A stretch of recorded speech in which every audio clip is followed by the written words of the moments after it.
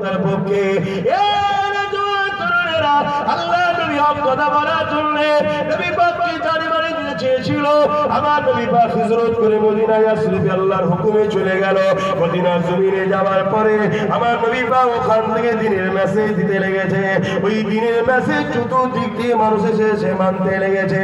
মানুষ ইনসাফের দিকে আসছে, জুলুমকে ছেড়ে দিচ্ছে, মানুষ মা বাপের ভালোবাসার দিকে আসছে, মা বাপের অত্যাচার বন্ধ করে দিচ্ছে, মানুষ গরিবের হক দিচ্ছে, হক মারা বন্ধ করে দিচ্ছে। এক কথায় আমার নবী পাকে দ্বীনের পক্ষে মানুষ ইনসাফ ইনসানিয়াতের পক্ষে আসছে। এই কথাটা আবু জেহেলের কানে পৌঁছে যায়। আবু জেহেল সহ্য না করতে পেরে 1000-এর উপরে সৈন্য নিয়ে আমার রাসূলুল্লাহ ও মদিনার উপরে হামলা করে হত্যা করার জন্য প্ল্যান করতে লাগলো।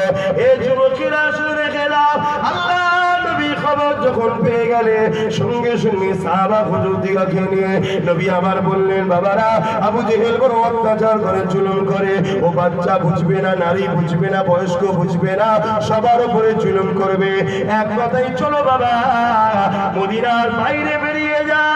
ওরা যখন আসবে রাস্তায় ওদেরকে আটকাবো, ওদেরকে বুঝাবো তোমরা তোমাদের মক্কায় ফিরে যাও, আমরা মদিনায় রয়েছি, তোমাদের অসুবিধে কি হচ্ছে। যেমন আজ আমরা বুঝাতে লেগেছি, তোমরা তোমাদের যা পাচ্ছ করে যাও। আমার ধর্মের উপরে বারবার কেন তোমরা আঘাত দিচ্ছ? বুঝাচ্ছি না? বুঝাই